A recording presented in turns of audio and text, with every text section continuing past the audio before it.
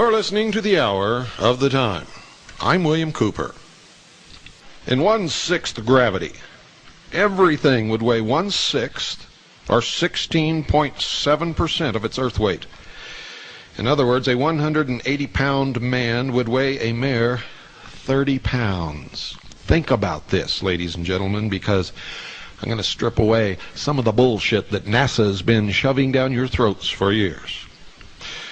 Writers were speculating on the athletic abilities of men on the moon a long time before the space program and Apollo. They based their calculations on 1/6 gravity, because that's what the scientists told us the gravity on the moon would be. And the public was anticipating some of these spectacular athletic feats when astronauts explored the moon. Do you remember seeing any? None were ever performed, ladies and gentlemen. There just weren't any. And you say, well, they were weighted down with these big, giant, heavy suits. I got a bridge. You want to buy it? You may remember the televised pictures of astronauts moving around on the moon's surface. If so, we challenge you to recall any extraordinary feats at all. Because in all actuality, ladies and gentlemen, there were absolutely none. Zero. Zilch. Zip. Nothing. In the November 1967 issue of Science Digest, an article appeared by James R. Barrie entitled, How to Walk on the Moon. In it, Mr. Barrie predicted that men would be able to make 14-foot slow-motion leaps, perform backflips, and other gymnastics just like professionals, and be able to easily move up ladders and poles with their arms, not even having to use their feet. Another prediction was given in 1969 by the writers of U.S. News and World Report in an article entitled, U.S. on the Moon. Look it up. And they said, with gravity on the moon only 1/6 as strong as it is on Earth, a home run hitter in a lunar baseball game could drive a ball well over half a mile. A golfer's drive from the tee would sail clear over the horizon, out of sight. You wouldn't be able to see where it landed, even if you wanted to.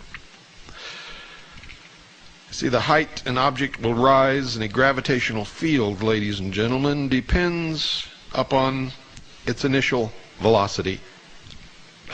And if an object had the same initial velocity in 1/6 gravity as it had on Earth, it would rise 6 times as high. If the initial velocity of the object were doubled over its Earth velocity, it would rise 24 times as high. And if tripled, it would rise 54 times the Earth height. Imagine the golf tournaments in such an atmosphere. A man jumps vertically by bending his knees and then flexing his thigh muscles to full extension. Try it yourself, right where you are. Get the feel of this so you'll know exactly what we're talking about. You see, when he does this, it propels him off the ground with a given initial velocity that can be measured. And if an astronaut were to jump vertically in 1/6 gravity with the very same effort expended on Earth, the initial velocity would be greater than on Earth. Therefore, the astronaut would go more than 6 times higher. Now, we haven't even gotten to these suits yet, so don't get ahead of me. We're going to cover that, folks, using NASA's own figures. You see, for the purposes of this broadcast, a conservative approach is taken, and I always do that with anything that we talk about, simply because I know that the wolves are out there ready to jump. We take a conservative approach in determining the relative jumping ability of astronauts in 1/6 gravity versus Earth gravity. A complicating factor, folks, is the alleged weight of the spacesuits and backpacks worn by the astronauts. Now here's where the fun begins.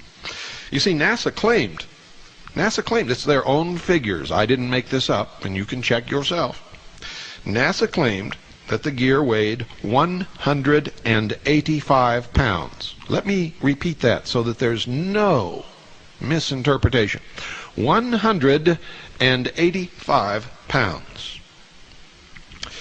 Now this is a terribly oppressive weight to carry on the earth.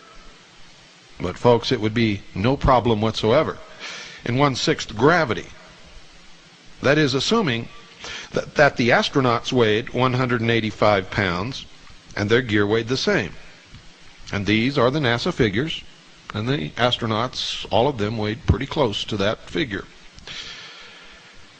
The total combined weight, ladies and gentlemen, in 1/6 gravity would be only 62 pounds. Now just ruminate on that a little bit. If the astronaut weighed 185 pounds, and his entire suit, all of his gear, weighed another 185 pounds, the equivalent combined total weight in 1/6 gravity would be only 62 pounds. And I'm here to tell you I could do amazing things if I weighed 62 pounds anywhere. Anywhere at all. But we didn't see any of that, did we? You see, this is still only 1/3 of an astronaut's body Earth weight, without any gear. Are you beginning to understand? Therefore, the astronauts should have been able to jump vertically far higher than they could on Earth without any burden. And you remember when they were tooling around in that little car and they were spinning their wheels and the dirt was flying up, making a rooster tail? Well, folks, that dirt didn't fly up very high, and it didn't stay up in the air. It came down really quick. And according to statistics, dust in a 1/6 gravity atmosphere,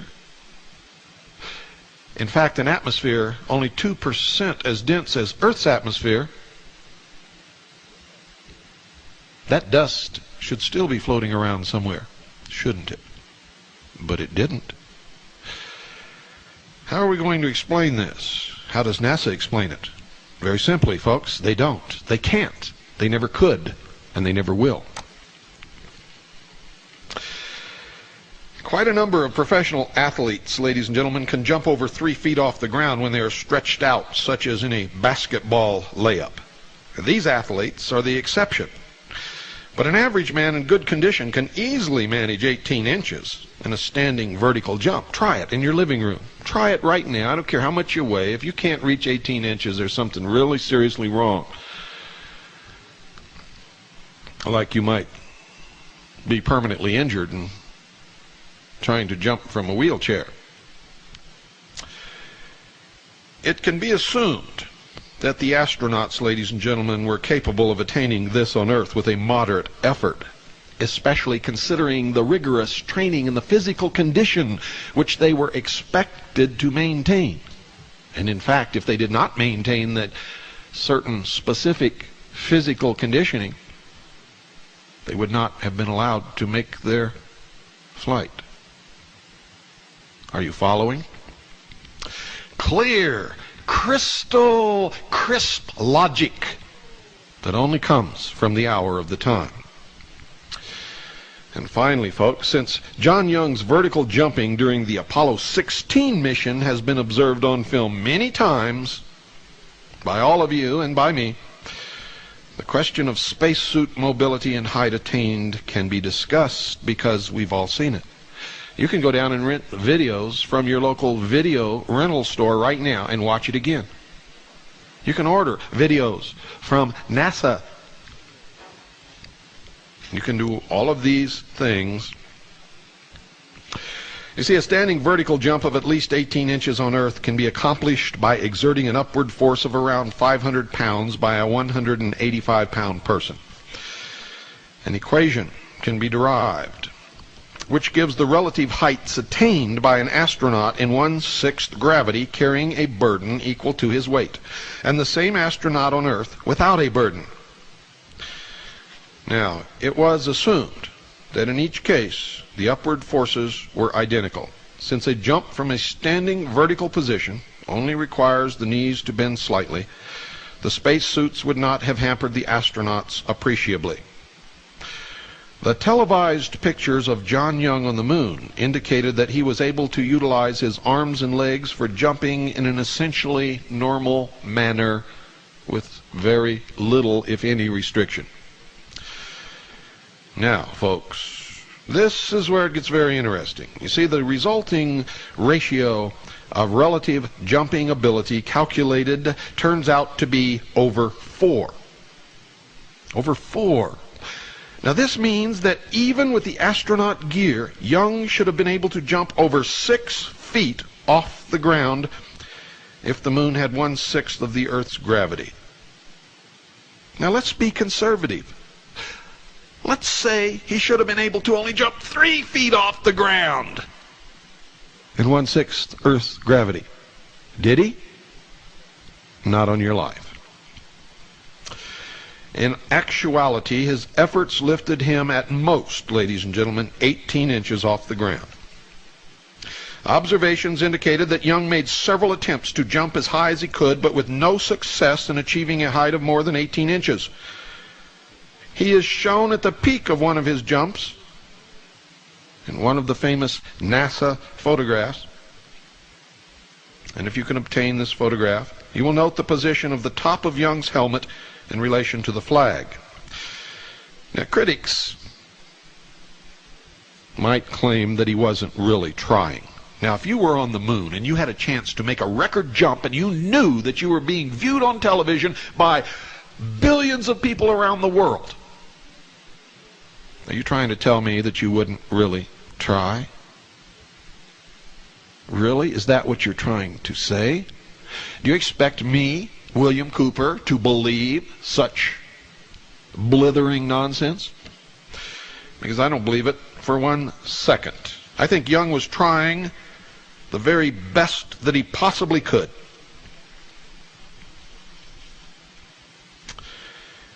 You might claim that he purposely kept his jumping efforts to a minimum. But if this were the case, ladies and gentlemen, a similar Earth effort without a backpack and suit would have lifted him only 5 inches or so.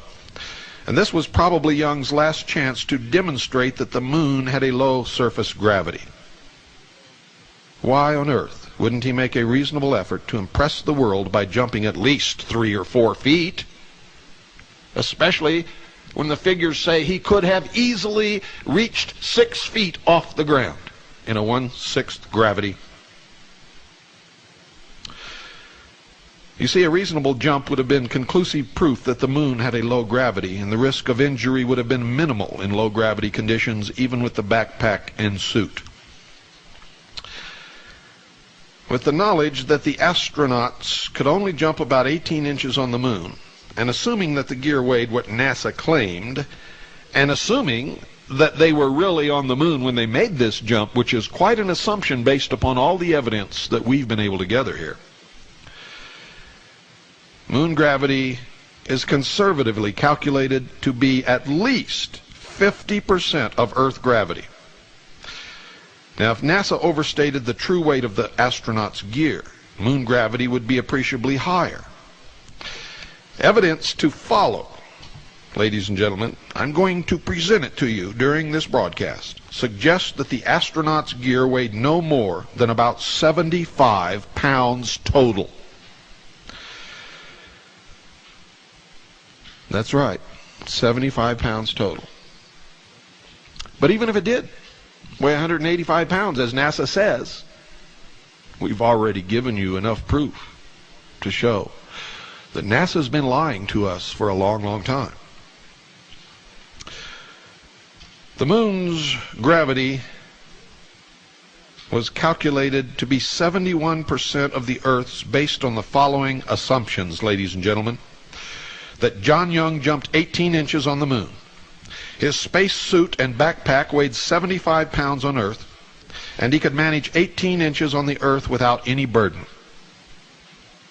Now, even if that's wrong, if his suit actually weighed 185 pounds, it would still say that the moon's gravity was at least 50% of Earth's, assuming that all of these other things are constant.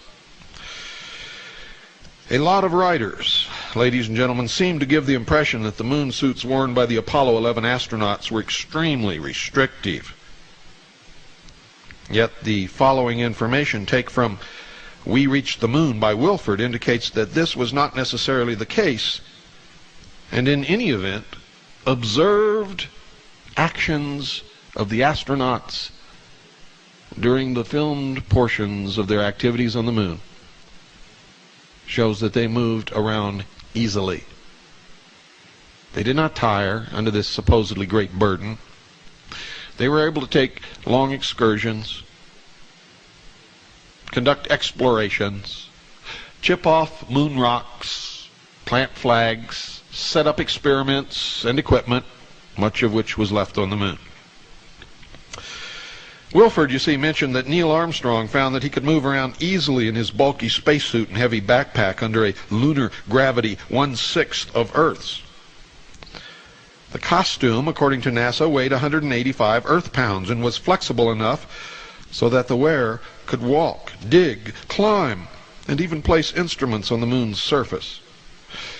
Wilford also indicated that the astronauts did not find walking and working on the moon as taxing as had been forecast, and that they bounded about easily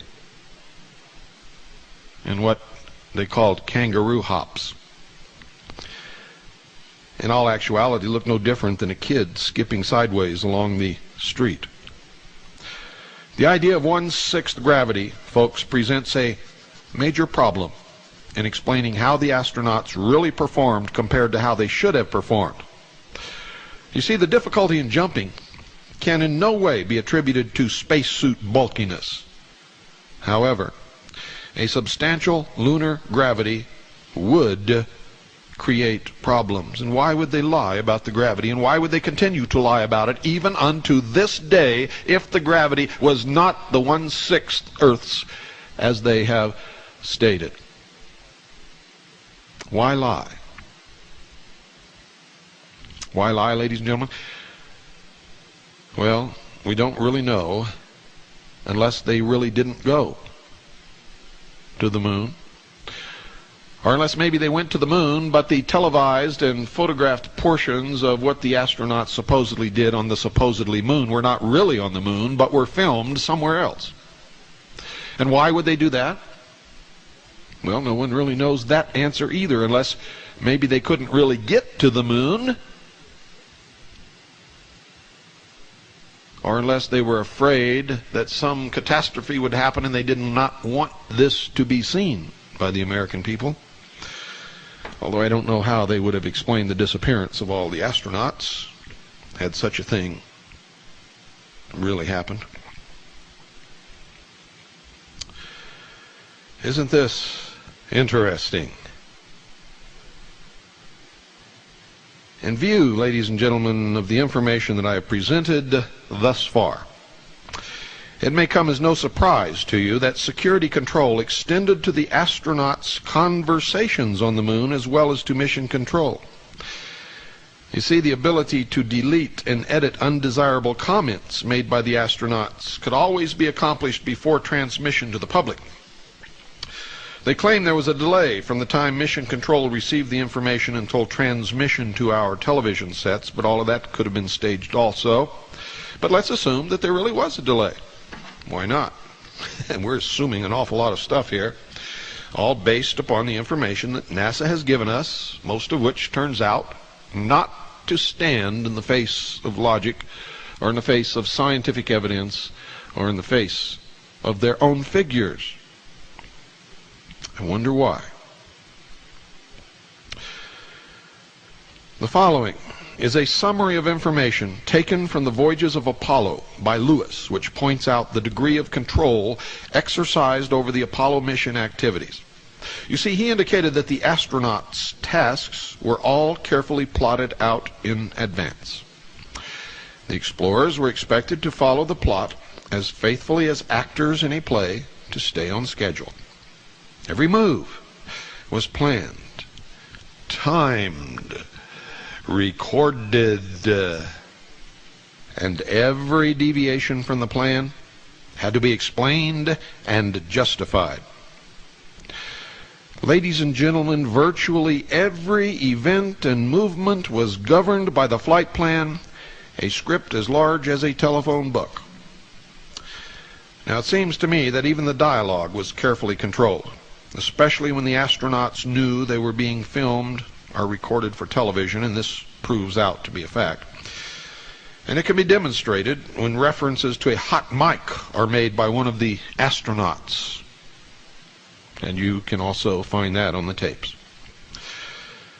Apollo 12 was a more extensive mission than the first moon landing, whereas Armstrong and Aldrin spent only 2.5 hours on the moon.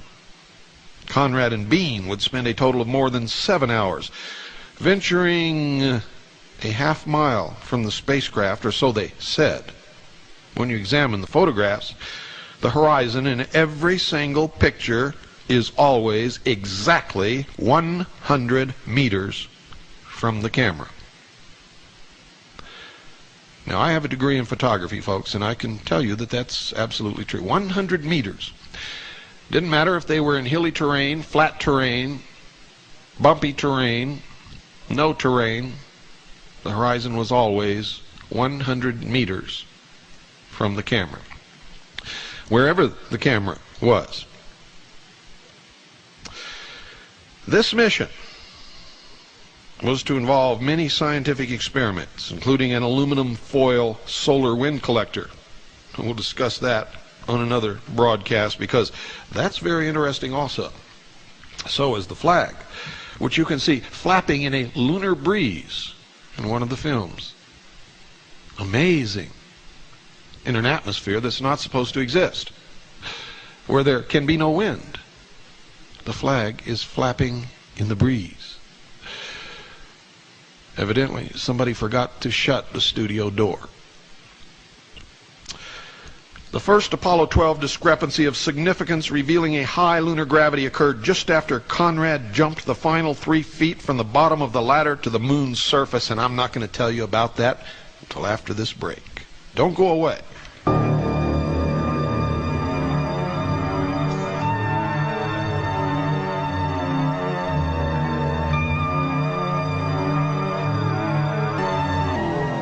Helicopters all over the place out here, folks.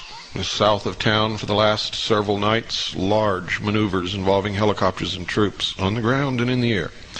Right now there are 3 black helicopters on the ground at the St. John's Airport.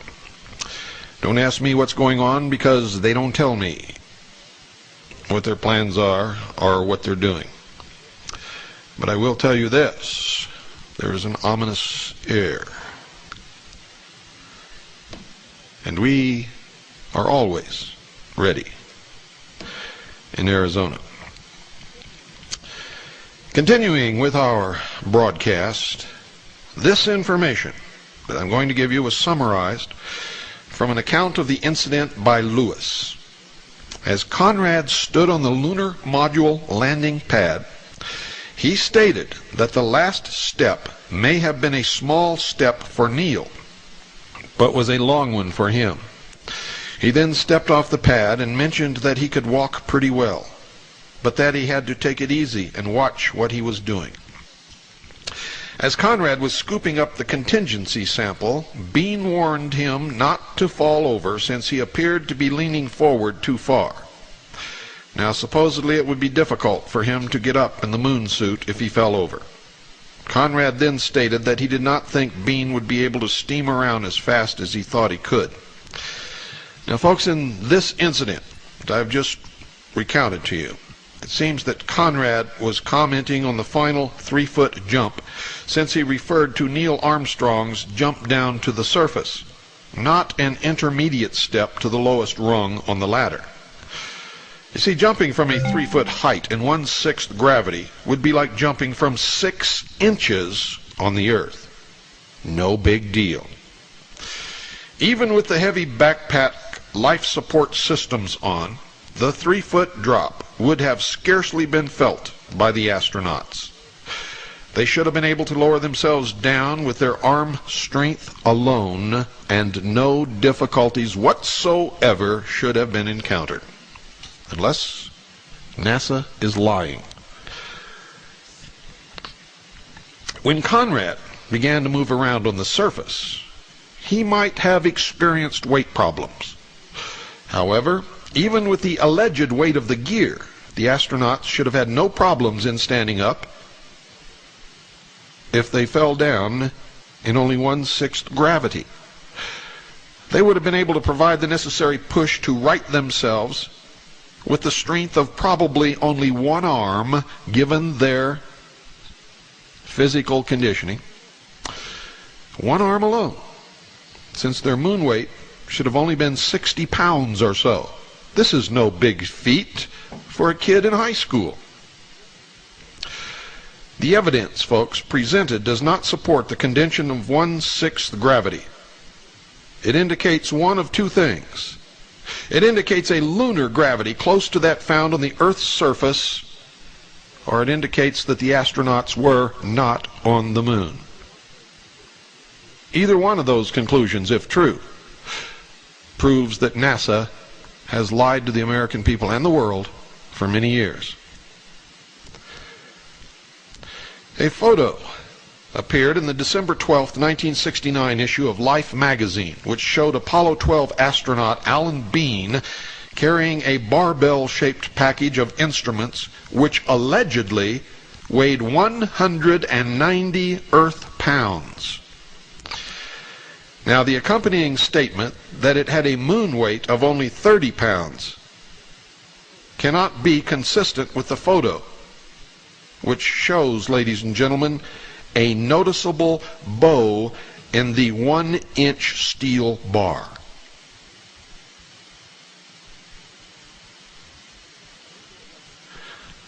Now, let's say it wasn't steel. Let's say it was aluminum. But the barbell, the total weight, which NASA says only weighed 30 pounds in the moon weight, even a 1-inch aluminum bar would not bow like you see in that picture. What else could it have been? Balsa wood? I don't think so. The movie film of this event is even more revealing, ladies and gentlemen, as Bean carried the instrument package across what was said to be the lunar surface. The bar bent up and down, strained by the heavy burden on each end. It was also apparent that the instrument package was quite heavy from Bean's efforts and movements, something that could not have been if they were only in 1/6 Earth's gravity. Before the remaining Apollo missions are discussed, folks, it may be of some value to you to examine how the astronauts were given training to prepare them for their excursions on the moon. If a 185-pound astronaut carried a backpack, life support system, and spacesuit weighing 185 pounds, the combined total weight of astronaut and gear would be 370 pounds on Earth, compared to 62 pounds in 1/6 gravity conditions. And remember, we're talking total weight.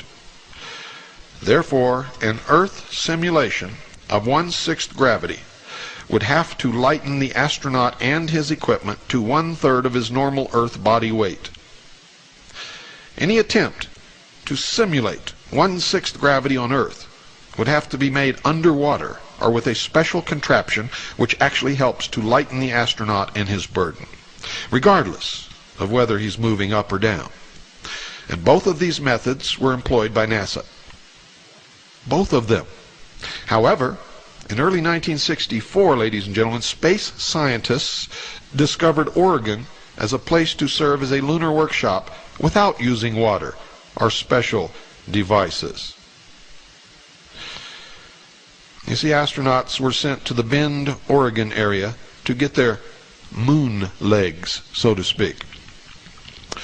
Walter Cunningham was the first to try out the moon suit, backpack, life support system, and certain tools which were to be used by Armstrong and Aldrin on the moon excursion.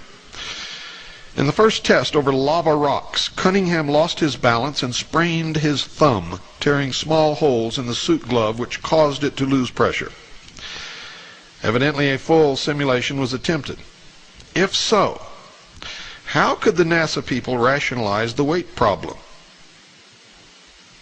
Can you explain it? I can't. There's no way that the condition of 1/6 gravity could be reproduced in this manner. Even if the backpack were lightened considerably, the combined weight of a 185-pound astronaut in gear would be far more than 3 times the required lunar weight. If anything, the real purpose of the tests must have been to simulate a lunar gravity which is nearly the same as Earth's, or to perform the experiments under the exact same conditions on the actual planet where this would be filmed, which may have been the Earth. That these astronauts were able to maneuver around at all in the Bend, Oregon area with their gear on suggests to me, and to quite a few other intelligent people, that the gear weighed far less than 185 pounds. The ridiculousness, the absolute absurdity of the exercise makes the NASA cover-up extremely clear. Clear as crystal. Since the tests began in early 1963, it is apparent that the moon's high gravity was discovered at least as early as 1962, if that is the explanation. Or they knew as early as 1962 that they would not ever reach the moon, or if they did, the actual moon events would not be filmed, but a play of moon events might have been filmed somewhere in the Arizona, Nevada, eastern Washington state deserts, possibly.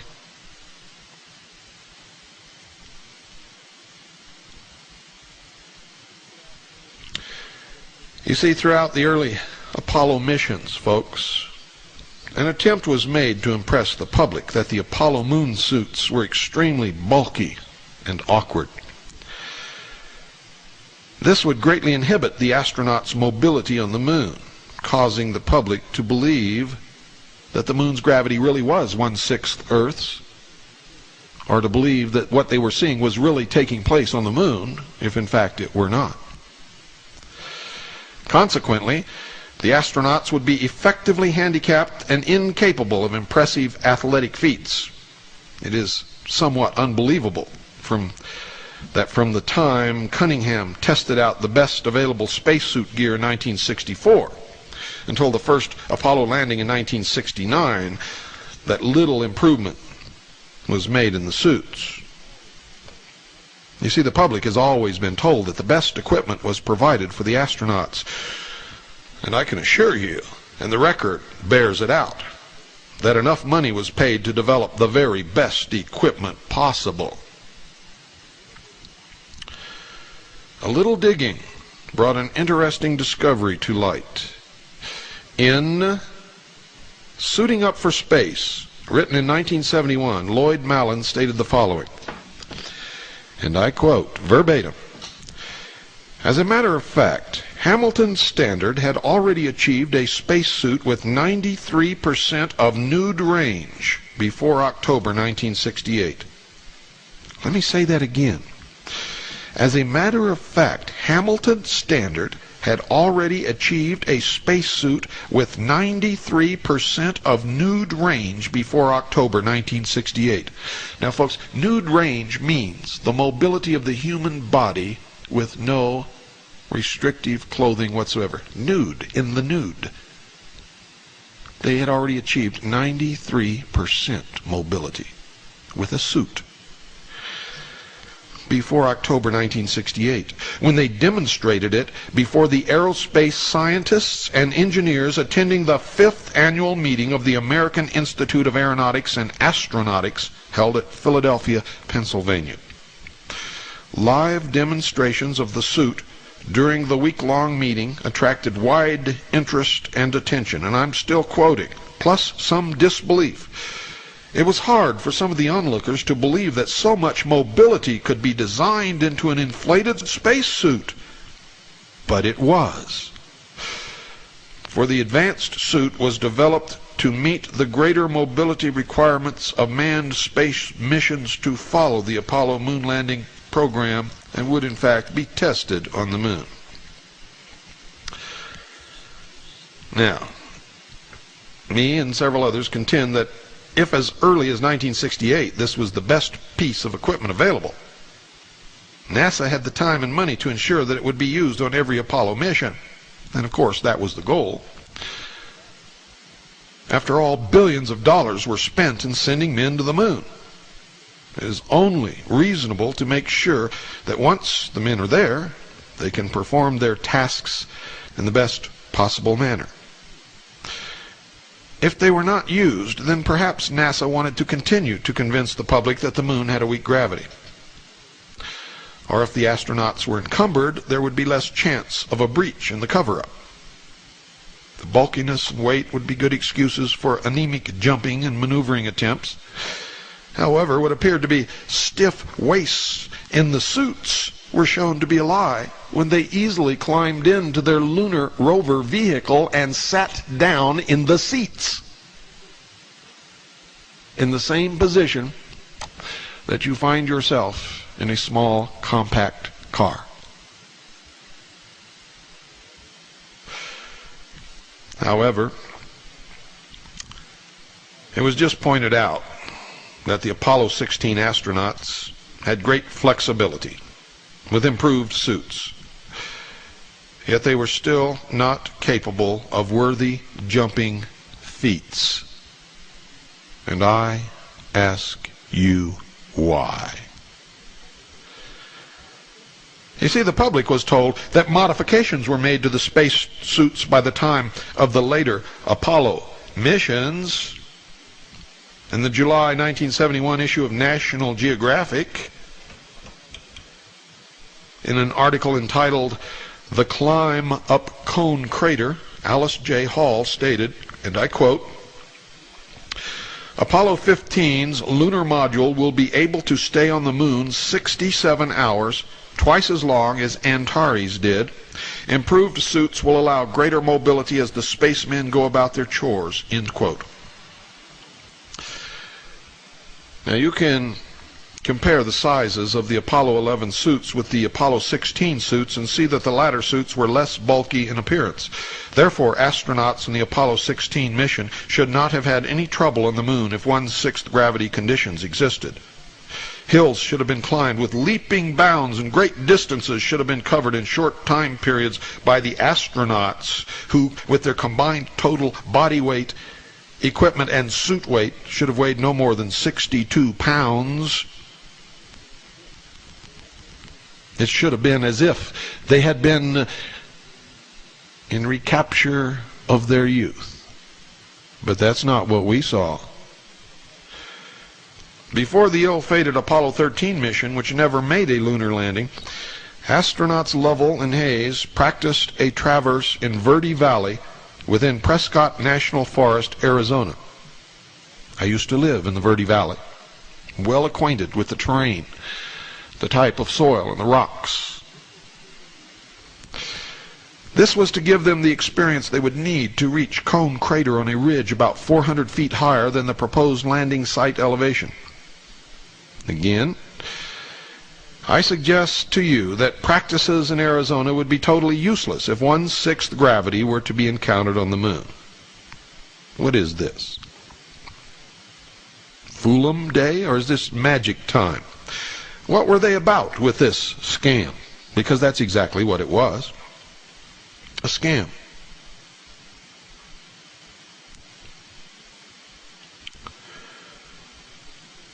Their centers of gravity on the moon would be different from the Earth simulations, and the Earth weights would be 3 or 4 times too high to reproduce lunar conditions. However, the practice sessions would certainly have been useful in simulating Earth gravity conditions. Do you understand what I'm telling you? If Cunningham's backpack and spacesuit had weighed 185 pounds, he would have become totally exhausted in just a couple of minutes. with a combined weight of 370 some odd pounds. But he was not. He was not. Incredibly, his 1964 simulations involved spacesuit pressure. This implies that he carried oxygen and some sort of cooling system. Otherwise, he would have quickly passed out from the heat exhaustion. And, as an ex-professional diver, I can tell you that's true.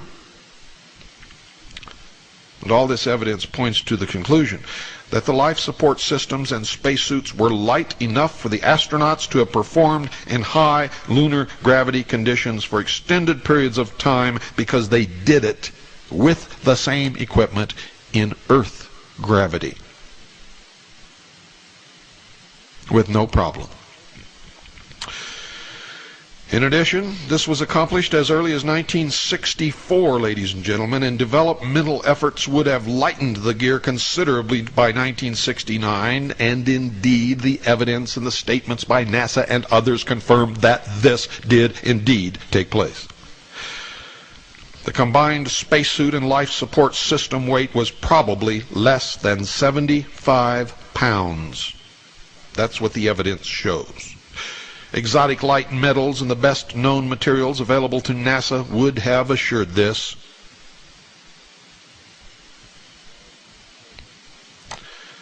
Following the Apollo 13 mishap on the way to the moon, a 10-month delay was taken to re-engineer and modify the spacecraft before Apollo 14. This mission would be another attempt to reach the highland regions of Fra Mauro, and the highlight of the trip was to be the 1.8-mile excursion to Cone Crater.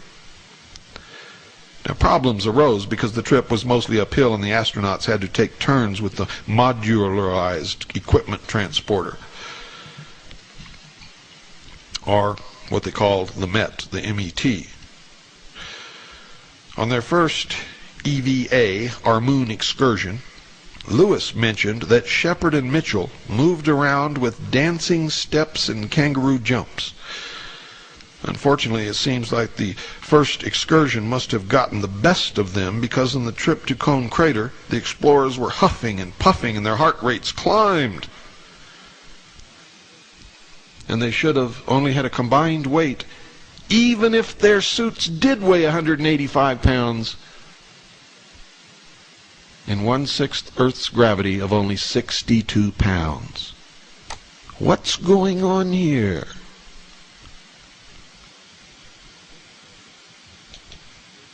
The difficulties were attributed, NASA said, to their semi-rigid, cumbersome suits and the heavy backpack life support systems which supposedly weighed 185 pounds on Earth. Somebody is lying. It's important for you, the listener, to understand that the combined weight of astronaut, spacesuit, and life support system could not have exceeded 62 pounds using NASA's own figures in 1/6 gravity, and this could hardly be considered a sizable fraction of their Earth weight. Yet NASA claims to this day that their figures are correct. For men who were moving with dancing steps and kangaroo jumps the day before, slight hills seemed to prevent a formidable challenge. Now, if the moon's weak gravity presented such an awesome challenge to astronauts in walking uphill, then perhaps the excellent physical condition which these men were supposed to be in was overrated. It was expected to hear comments by the astronauts on the ease of moving up hills and in traversing long distances with little effort at great speed. Fortunately, Apollo missions 15, 16, and 17 did not subject astronauts quite as much to the moon's hostile environment and tremendous, overpowering 1/6 gravity. The lunar rover was to transport them most of the way to their destinations. And it didn't weigh much either. And yet when we saw it hit a bump, it did not fly way up into the air, and neither does the dust kicked up by the wheels of this amazing craft. Live long and prosper, and may the force be with you.